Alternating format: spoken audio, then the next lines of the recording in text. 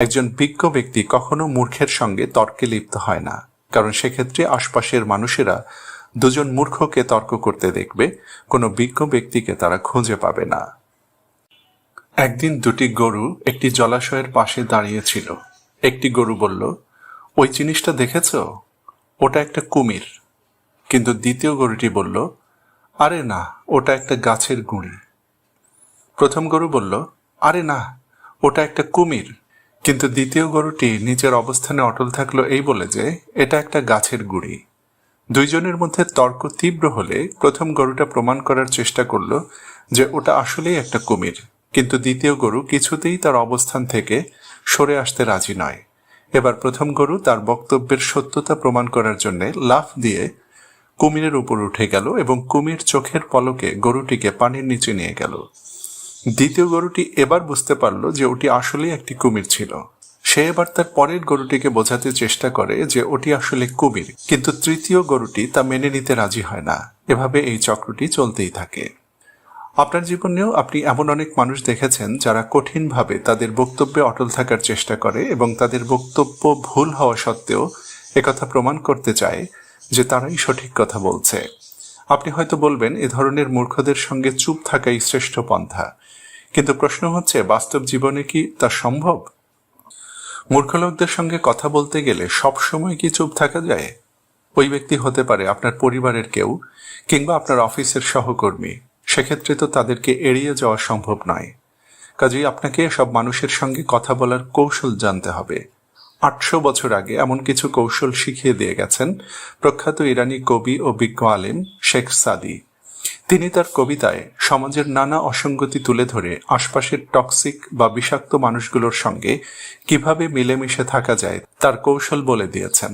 আজ আমরা শেখ সাদি রহমতুল্লাহ আলাইহের সহযোগিতায় মূর্খ লোকদের সঙ্গে তর্ক করে কিভাবে জিততে হয় তার 5টি কৌশল জানব। সাকসেস চ্যানেলের আজকের ভিডিওতে আপনাদের প্রত্যেককে স্বাগত জানাচ্ছি। আমি আবু মারজান।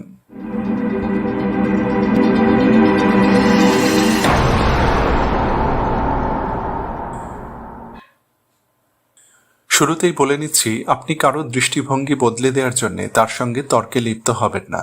শেখ সাদি তার গুলিস্তান কাব্যগ্রন্থের এই কবিতায় বলছেন, যে ব্যক্তি মুখের মিষ্টি কথা বোঝে না, তার সামনে যতই গজল গাওয়া হোক না কেন তা তার মাথায় ঢুকবে না।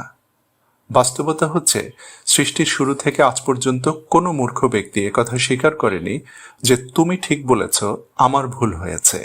এ কারণে শেখ সাদি এ ধরনের মানুষের সঙ্গে যথাসম্ভব তর্ক এড়িয়ে চলার পরামর্শ দিয়েছেন। তিনি এখানে বলছেন, একজন খারাপ মানুষ যেমন ভালো মানুষের সঙ্গে ওঠা বসা করলে সবাই তাকে ভালো মানুষ বলে ভাবে, তেমনি একজন ভালো মানুষ খারাপ লোকদের মধ্যে থাকা অবস্থায় খারাপ লোকগুলো যদি কোনো অপরাধ করে বসে, তাহলে তাকেও সেই অপরাধের দায় মাথায় নিতে হয়। তাই তুমি মূর্খদের সঙ্গে ওঠা বসা করবে না, তাহলে সবাই তোমাকে মূর্খ বলে গণ্য করবে। শেখ সাদি তার গুলিস্তান কাব্যগ্রন্থের অন্যত্র বলেন, সেতারের সুর যত তীব্রই হোক না কেন, ঢোল পেটানো শুরু হলে সেতারের শব্দ কানেই আসে না। তেমনি শরীরে আতর মেখে মুখের রসুনের গন্ধ দূর করা সম্ভব নয়। এতক্ষণ আমরা যেসব কথা বললাম তার সারমর্ম হলো, আপনি মূর্খের সঙ্গে তর্কে লিপ্ত হবেন না, কিন্তু যদি কোনো কারণে তর্ক শুরু হয়ে যায় তখন আপনি কিভাবে পরিস্থিতির নিয়ন্ত্রণ গ্রহণ করবেন। চলুন তার 5টি কৌশল জেনে নেওয়া যাক। আমরা কৌশলগুলো বর্ণনা করার সময় শেখ সাদির কবিতাগুলো এড়িয়ে যাব, কারণ তাতে সময় বাঁচবে। প্রথম কৌশল, একথা জিজ্ঞাসা করবেন না যে কেন, বরং প্রশ্ন করুন কিভাবে। ধরুন আপনার অধীনে একটি টিম একটি প্রজেক্টের কাজ সময় মতো শেষ করতে পারেনি। আপনি যদি প্রশ্ন করেন দেরি হলো কেন, তাহলে তাদের আত্মসম্মানে লাগবে এবং বিষয়টি ব্যাখ্যা করার জন্য তারা মিথ্যার আশ্রয় নিতে পারে।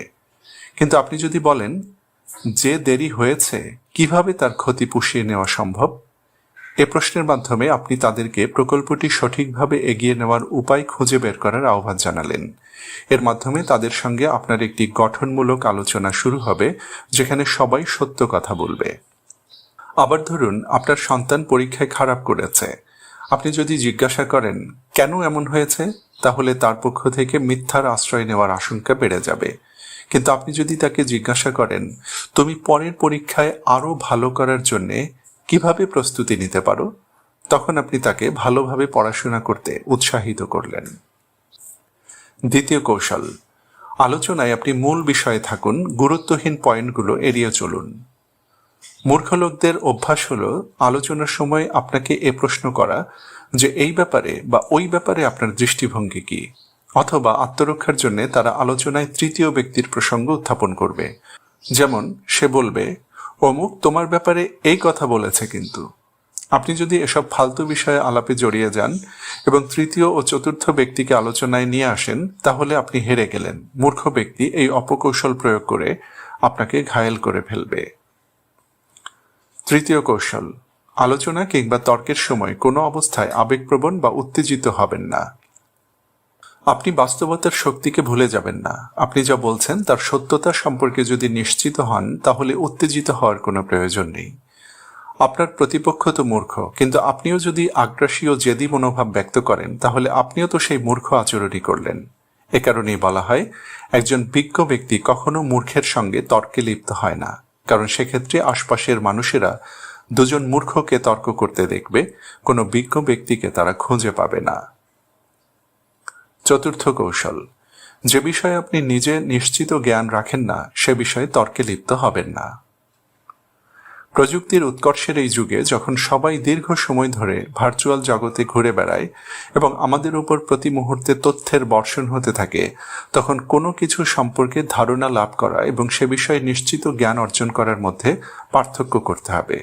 আমরা সাধারণত কোনো কিছু সম্পর্কে হালকা পাতলা কোনো তথ্য পেলেই ভাবি, ওই বিষয়ে আমি একজন পণ্ডিতে পরিণত হয়েছি। অথচ ওই বিষয়ে আপনি যদি গভীর জ্ঞান অর্জন করতে চান, তাহলে সে সম্পর্কে আপনাকে গবেষণা করতে হবে। আপনি যখন কোনো মূর্খের সঙ্গে তর্ক করছেন, তখন ধরে নেবেন 10 বছর বয়সী একটি শিশুর সঙ্গে আপনার কথা হচ্ছে। আপনি যদি কোনো বিষয় 10 বছর বয়সী একটি শিশুকে বোঝাতে সক্ষম না হন, তাহলে বুঝতে হবে ওই বিষয়ে আপনার যথেষ্ট জ্ঞান নেই। তাই ওই বিষয়ে আলোচনা বা তর্কে লিপ্ত না হওয়াই ভালো। মনে রাখবেন, একজন জ্ঞানী ব্যক্তি সব বিষয়ে জ্ঞান রাখে না। শুধুমাত্র মূর্খ ব্যক্তিরাই ভাবে তারা সব বিষয়ে জ্ঞান রাখে। পঞ্চম ও শেষ কৌশল, মূর্খ লোকদেরকে কথা বলতে দিন। তারা যত বেশি কথা বলবে, তত বেশি নিজের অজ্ঞতা প্রকাশ করে দেবে। মূর্খ ব্যক্তিরা যে কোনো বিষয়ে কথা বলতে ভীষণ আগ্রহী, কারণ তারা ভাবে এসব বিষয়ে তার জ্ঞানের গভীরতা অনেক। এ কারণে তারা যখন কোনো আলোচনা বা তর্কে ব্যাপকভাবে লেকচার দিতে থাকে, তখন ভাবতে থাকে তারা নিজেদের জ্ঞানের বহর তুলে ধরছে। কিন্তু তাদের এই আচরণটি আপনার জন্য একটি শক্তিশালী অস্ত্র। আপনি তাকে কথা বলতে দিন, তার কথার মধ্যে ঢুকে যাওয়ার প্রয়োজন নেই। আপনি নিশ্চিত থাকুন, কথা বলতে বলতে এক পর্যায়ে তার পিঠ দেওয়ালে ঠেকে যাবে। সে তখন বুঝতেও পারবে না যে সে কোথায় ছিল এবং কোথায় এসে ঠেকেছে। অভিজ্ঞ কূটনীতিকরা এই কৌশল অবলম্বন করেন। তারা বেশি কথা বলেন না, বরং প্রতিপক্ষকে প্রশ্ন করতে থাকেন, যাতে প্রতিপক্ষের কূটনীতিক কথা বলতেই থাকে। এভাবে কথা বলতে থাকলে সে যেমন তার দেশের অনেক গোপন তথ্য প্রকাশ করে দেবে, তেমনি তার মূর্খতাও প্রকাশ পেয়ে যাবে। তো বন্ধুরা, আমরা ভিডিওর শেষ পর্যায়ে চলে এসেছি। এবার বিদায় নেওয়ার পালা। যারা আপনাকে কষ্ট দেয়, তাদের মোকাবেলায় কিভাবে টিকে থাকবেন তা যদি জানতে চান, তাহলে স্ক্রিনে প্রদর্শিত ভিডিওটি আপনারই জন্য। মনে রাখবেন, দ্রুত পরিবর্তনশীল এই বিশ্বে যে কৌশলটি আপনার পরাজয় নিশ্চিত করবে, তা হচ্ছে রিস্ক না নেওয়া। অন্য কথায়, বর্তমান যুগে সবচেয়ে বড় রিস্ক হচ্ছে রিস্ক না নেওয়া। আপনার সার্বিক সাফল্য ও কল্যাণ কামনা করছি।